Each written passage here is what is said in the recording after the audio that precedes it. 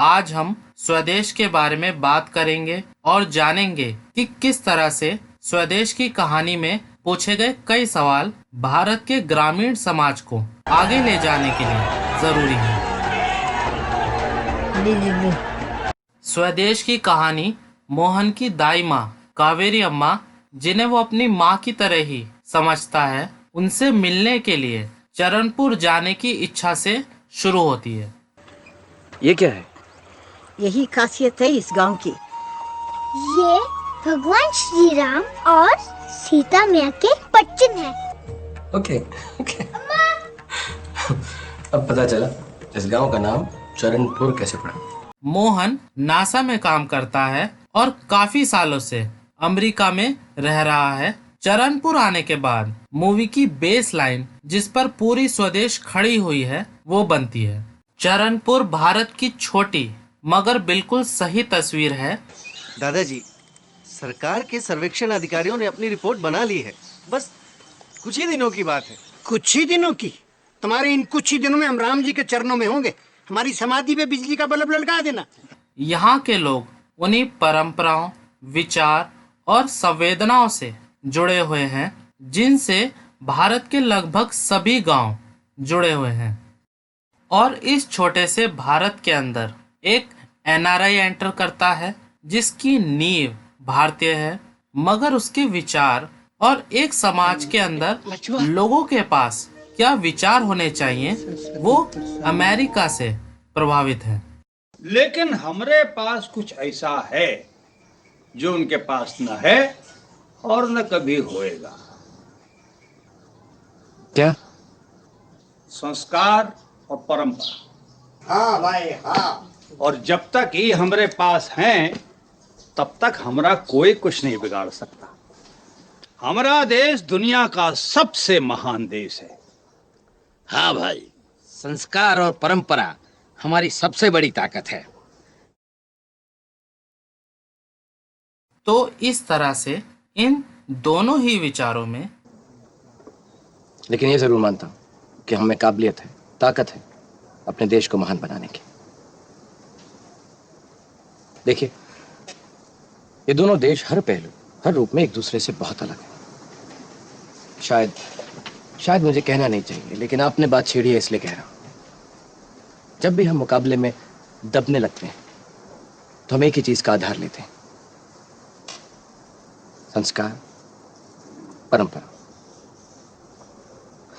America ने अपने बलबूते पर तरक्की की है और उनके अपने संस्कार हैं, अपनी परंपरा है। अब ये कहना कि उनके सोच विचार, उनका रहन सहन, उनकी मान्यताएं खराब है और हमारी महान, ये गलत है। सही क्या है इस बात का कंपटीशन होता रहता है। तुम मेला राम के हाथ का खाना खाते हो, उनकी जात का है ये पता है तुम्हें? तो इससे क्या फर्क पड़ता है? कौन सी सदी में जी रहे हैं आप? हमार धर्म भ्रष्ट करने पर काहे तुले हो? खुद तो भ्रष्ट हो ही, हमें भी भ्रष्ट करना चाहते हो। और स्वदेश की कहानी आगे बढ़ती रहती है। कुछ बदलाव जरूर आया है। लेकिन तुमने तो अमेरिका जाने की पूरी तैयारी कर ली थी। सर, अपने आंगन की बेल दूसरे के घर में फुले फुले तो घर के अरमान माटी में मिल जाते हैं। इट्स लाइक अपनी चौखट का दिया और giving light to neighbours house.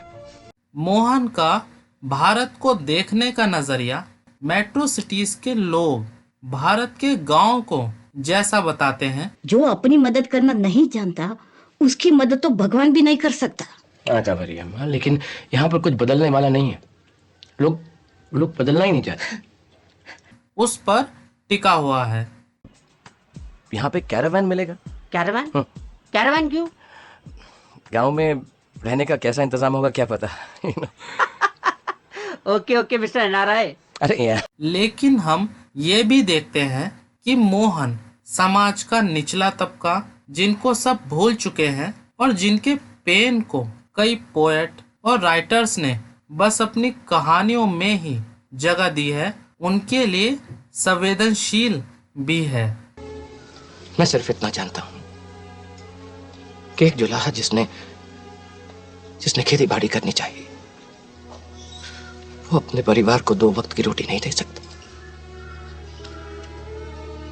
मैं अपने बच्चों को शिक्षा नहीं दे सकता, बस उन्हें भूख से मरता हुआ देख सकता।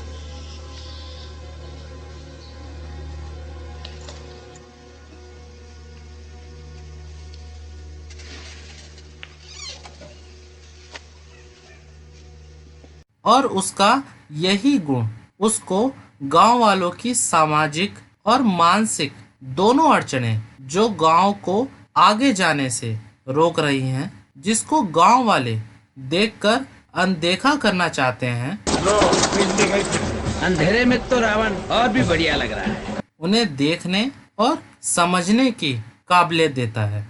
मुझे ऐसा क्यों लग रहा है कि आप लोगों को ये अंधेरा अच्छा लगने लगा है? आदत सी पड़ गई अंधेरे की, नहीं? कब तक आप लोग अपनी हर समस्या को लेकर हाथ पर हाथ धरे बैठे रहेंगे? और चारा ही कहा है मोहन जी। आप लोग मैं जैसा कहूंगा वैसा करेंगे?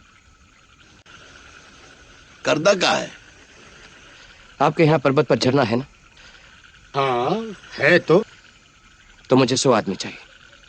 स्वदेश से हमें पता चलता है कि कैसे हर एक बात एक दूसरी बात से जुड़ी हुई है, कि कैसे शिक्षित न होने की कमी गांव वाले हम लोगों को नहीं चाहते हैं। देखिए आप, दे दो सरकार, इन बच्चों के नसीब में पढ़ाई नहीं है, पढ़ाई नहीं है साहब। जातियों को और जाति भेदभाव पता नहीं कब से है, इसलिए सही ही होगा इस विचार को जन्म देती है।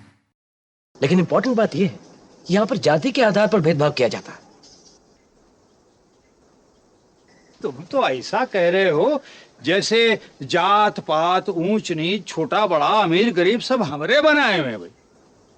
अरे वो तो शुरू से ही चल रहा है हमारे यहाँ, जाति धर्म वर्ण व्यवस्था। और सुनो, जो कभी नहीं जाती उसी को जाति कहते हैं। जो सदियों से चली आ रही है, जरूरी नहीं कि वो सही है। मूवी में 3 मेन कैरेक्टर्स हैं, गीता, मोहन और कावेरी माँ। आशुतोष गोवालिकर ने एक छोटे से सीन से हमें बता दिया है कि ये तीनों मेन कैरेक्टर्स मूवी में आगे जाकर मूवी की किस दुनिया को ज्यादा ध्यान देने वाले हैं। जैसे कि गीता को सुनकर पता चलता है कि गीता अपने स्कूल को इस तरह से बनाना चाहेगी कि उसके स्कूल के बच्चे एक ऐसे स्कूल को रिप्रेजेंट करेंगे जिसमें जातियों के आधार पर या फिर जरूरी कौन है, लड़का या लड़की, इस बात को सोचकर अंतर नहीं होगा। उसके बदले जो जगह हम आपको दे रहे हैं वो आपकी जरूरत के हिसाब से काफी है बेटी। काफी नहीं होगा, मुझे स्कूल में और कक्षाएं शुरू करनी है। जिन बच्चों ने कुछ साल पहले बीच में स्कूल छोड़ दिया था, मैं उन्हें वापस स्कूल में लाना चाहती हूँ। अभी भी बहुत सारे गांव वाले अपने बच्चों को स्कूल नहीं भेज रहे। मैं आज उनसे विनती करती हूँ कि वो अपने बच्चों को स्कूल भेजें। मोहन से पता चलता है कि मोहन का मन पहले तो शायद इन न्यूज चैनलों की रिपोर्ट में दिखने वाले भारत से बाहर निकलेगा, पर तुमने छेड़ा है तो मैं तुम्हें बता दूं कि सरकार इन समस्याओं का हल निकालने की कोशिश कर रही है। हाँ, देखते हैं क्या हल निकालती है सरकार। The infrastructure that the government has is not enough to cope with even 1/4 of the existing population. एक चौथाई पॉपुलेशन की समस्या पूरी नहीं कर सकती है गाँव। और उसके बाद गांव में वो किसी छोटे से सही बदलाव को लाने की कोशिश करेगा। और कावेरी अम्मा का पूरा ध्यान तो बस उनका परिवार ही है। स्वदेश मूवी की ग्रेटनेस इसमें है कि स्वदेश एक छोटा सा कॉन्फ्लिक्ट कि मोहन कावेरी अम्मा को अपने साथ लेके जाना चाहता है, लेकिन कावेरी अम्मा मोहन को चरणपुर में ही रोक लेना चाहती है। इस छोटे से कॉन्फ्लिक्ट का यूज करके राइटर मोहन को भारत के लोगों से, या कहें भारत के वो लोग जिनकी बातों को कभी सुना नहीं गया और शायद उन्हें कभी ध्यान से देखा भी नहीं गया, उन लोगों के पास भेज देता है। और वहां पर वो महसूस करता है कि भारत के किसान या फिर वो जो एक पेट भरे जीवन से कई गुना दूर है, ऐसा नहीं है कि वो खुद बढ़ना नहीं चाहते, बल्कि हमारे समाज की वो नीतियाँ जिन्हें छुआ भी नहीं जा सकता उन्हें ऊपर चढ़ने से रोक देती हैं। खेतों की सिंचाई के लिए किसी ने एक बूंद भी पानी नहीं दिया। खड़ी फसल सूख गई और जो बची उसको खरीदने से हाथ खींच लिए। इसी कारण गीता जी का किराया भी रुक गया। ये तो गलत है, नाइंसाफी है, बल्कि जुल्म है। यही यहाँ की रीत है साहब।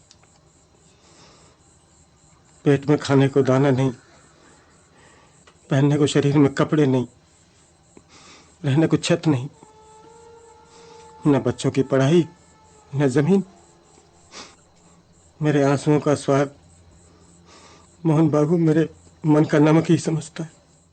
और यही सब देखकर मोहन पूरे गांव को एक साथ जोड़कर गांव में बिजली लाने की कोशिश करता है। ध्यान देने वाली बात यह है कि मोहन बिजली लाने के लिए सरकारी दफ्तरों के चक्कर नहीं काटता, बल्कि गांव वालों को इकट्ठा करके उनका ध्यान इस विचार की तरफ झुकाता है कि अगर वो जाति धर्म के अंतर को छोड़कर मानवीय एकता पर ध्यान दे तो उनका समाज भी कई मुश्किलों से निकलने का रास्ता अपने दम पर ढूंढ सकता है। भाई मोहन जी, मिल गई एक फतेह हमें, अपने गांव की बिजली और हमारे पसीने का उजाला। और यहीं पर मूवी का फर्स्ट पार्ट खत्म होता है। अगर आपको मेरा ये रिव्यू पसंद आया है तो प्लीज़ मेरे चैनल को सब्सक्राइब कर दीजिएगा और मेरी इस वीडियो को लाइक कर दीजिएगा। Thank you very much. Mohan, you do realize what you're going to lose. John, I know what I'm going to gain. But you're aware you could have gone places. I am going places.